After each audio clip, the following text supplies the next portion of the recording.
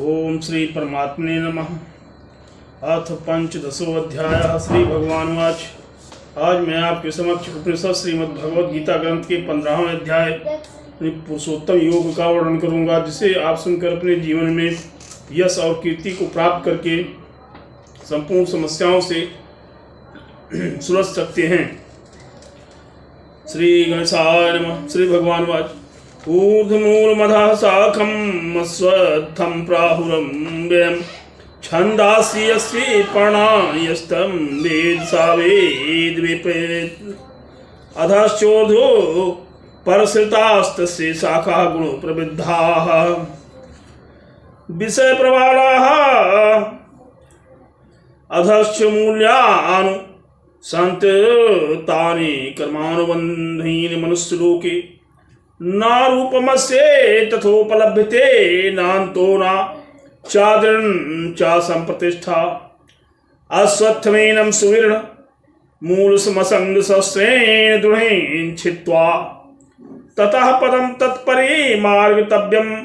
यस्मिन् गता न निवर्तन्ते भूयः तमेव चाद्यं पुरुषं प्रपद्ये यतः प्रवृत्तिः प्रसृता प्राणिः निर्माण मोह जित संग दोषा अध्यात्म नित्या विनिवृत्ति कामाः द्वंद्वैर् विमुक्ताः सुख दुख संगैर् गच्छन्ति मूढ़ाः पदम व्ययम् ततः। उसके उपरांत श्री कृष्ण भगवान जी बोले कि हे अर्जुन, आदि पुरुष परमेश्वर मूल वाले और ब्रह्मा रूप मुख्य शाखा वाले जिस संसार रूप पीपल के वृक्ष को अविनाशी कहते हैं तथा जिसके वेद पत्ते कहे गए हैं, उस संसार रूप वृक्ष को जो पुरुष मूल सहित तत्व से जानता है वो वेद के तात्पर्य को जानने वाला है। इसलिए हे अर्जुन, उस संसार वृक्ष की तीनों गुण रूप जल के द्वारा बढ़ी हुई एवं विषय भोग रूप कोपलों वाली देव मनुष्य और त्रियक आदि योनि रूप शाखाएं नीचे और ऊपर सर्वत्र फैली हुई है तथा मनुष्य योनि में कर्मों के अनुसार बांधने वाली अहंता ममता और वासना रूप जड़ें भी नीचे और ऊपर सभी लोक में व्याप्त हो रही हैं। परंतु इस संसार वृक्ष का स्वरूप जैसा कहा है वैसा यहाँ विचार काल में नहीं पाया जाता है, क्योंकि ना तो इसका आदि है और ना ही अंत है तथा ना अच्छी प्रकार से स्थिति ही है। इसलिए इस अहंता ममता और वासना रूप अति दृढ़ मूलों वाले संसार रूप वृक्ष के पीपल के वृक्ष को दृढ़ वैराग्य रूप शस्त्र द्वारा काट कर उसके उपरांत उस परमपद परमेश्वर को अच्छी तरह खोजना चाहिए, जिससे किए गए पुरुष फिर पीछे संसार में नहीं आते और जिस परमेश्वर से यह पुरातन संसार वृक्ष की प्रवृत्ति विस्तार को प्राप्त हुई है उसी ही आदि पुरुष नारायण कि मैं शरण हूँ, इस प्रकार दृढ़ निश्चय करके नष्ट हो गया और मान मोह जिसका तथा जीत लिया गया है, आसक्त रूप दोष जिनने और परमात्मा के स्वरूप में हैं निरंतर स्थित जिनकी तथा अच्छी प्रकार से नष्ट हो गई है, कामना जिसकी, ऐसे वह सुख दुख नामक द्वंद्वों से विमुक्त हुए ज्ञानी जन उस अविनाशी परमपद को प्राप्त होते हैं। उस स्वयं प्रकाश में परमपद को ना सूर्य प्रकाशित कर सकता है, ना चंद्रमा और ना ही अग्नि ही प्रकाशित कर सकता है तथा जिस परमपद को प्राप्त होकर मनुष्य पीछे संसार में नहीं आते वही मेरा परमधाम है। ना तद्भासते सूर्यो ना शशांको ना पावकः यद् गत्वा न निवर्तन्ते तद्धाम परमम् ममैवांसे जीवलोके जीवभूतः सनातनः मनः खष्टानीन्द्रियाणि प्रकृति स्थान कर्षति शरीरं यद्वाप्नुत यच्चाप्युत क्रामातिसुरः गृहीत्वैतान् संयाति वायुर्गन्धान् निवासयात् श्रोत्रं चक्षुः स्पर्शनं च रसनं घ्राणमेव च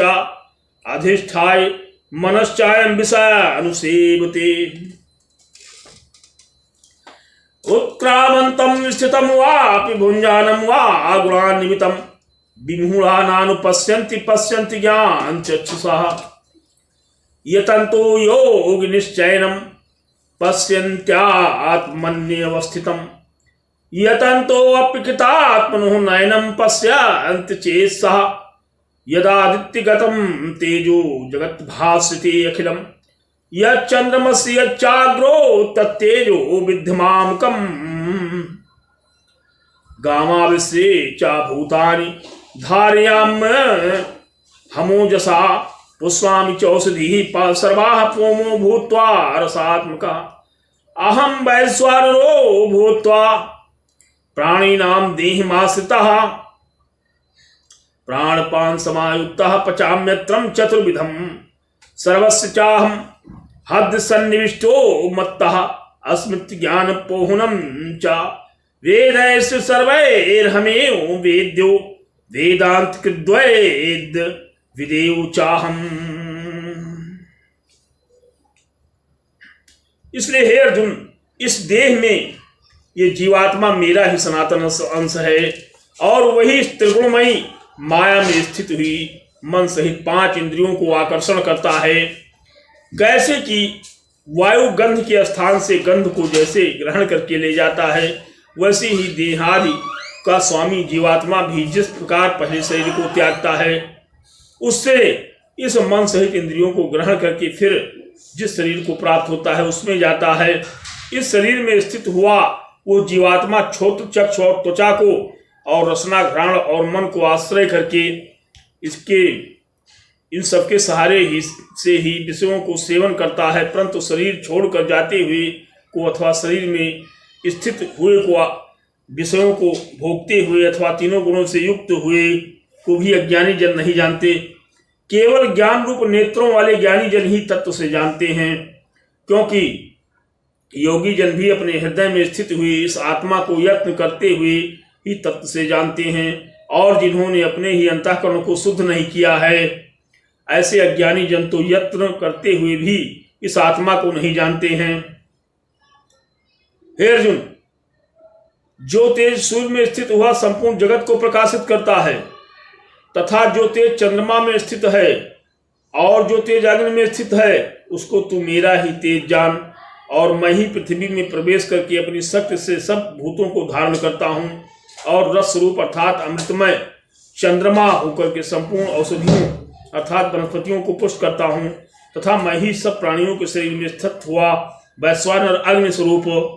होकर प्राण और अपान से युक्त तथा 4 प्रकार के अन्न को पचाता हूँ, और मैं ही सब प्रकार प्राणियों के हृदय में अंतर्यामी रूप से स्थित हूँ। मेरे से ही अस्मित ज्ञान और अपोहन होता, और सब वेदों द्वारा मैं ही जानने योग्य हूँ तथा वेदांत करता और वेदों को जानने वाला भी मैं ही हूँ।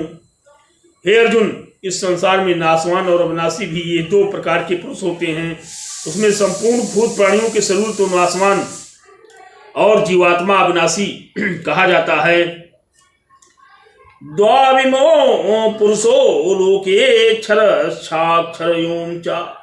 क्षराश्रमाण भूतान कूटस्थो अक्षर उच्यते उत्तमः पुरुषत्वन्यः परमात्मेत्युदाहतः यो लोकत्रयेमाविश्य बिभर्त्यर्व्यः यस्मात्क्षरम् अतीतो अक्षर अहम अक्षरादपि चोत्तमः अतोऽस्मि लोके वेदे च प्रथितः पुरुषोत्तमः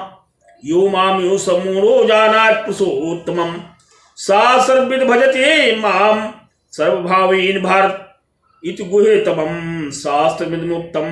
मया एतद्बुद्ध्वा बुद्धिमान् यस्यास्कृतकृत्यस्य भारत। ओम तस्य श्रीमद्भगवद्गीता उपनिषत् ब्रह्म विद्यायाम योग शास्त्रे श्री कृष्ण अर्जुन संवादे पुरुषोत्तम योग नाम 15वां अध्याय समाप्तम। क्योंकि मैं नाशवान जड़वर्ग क्षेत्र से तथा सर्वथा अतीत हूँ और माया में स्थित अविनाशी जीवात्मा भी उत्तम हूँ, इसलिए लोक में वेद और वेद में भी पुरुषोत्तम नाम से प्रसिद्ध हूँ। हे भारत, इस प्रकार तत्व से जो ज्ञानी पुरुष मेरे को पुरुषोत्तम जानता है, वो सर्वज्ञ पुरुष सब प्रकार से निरंतर मुझ वासुदेव परमेश्वर को भजता है। हे निष्पाप अर्जुन, ऐसे वो स्थित अति रहस्य युक्त गोपनीय शास्त्र मेरे द्वारा कहा गया, इसको तत्व से जानकर मनुष्य ज्ञानवान और कृतार्थ हो जाता है, अर्थात उसको और कुछ भी करना शेष नहीं रहता। जय हिंद, जय भारत।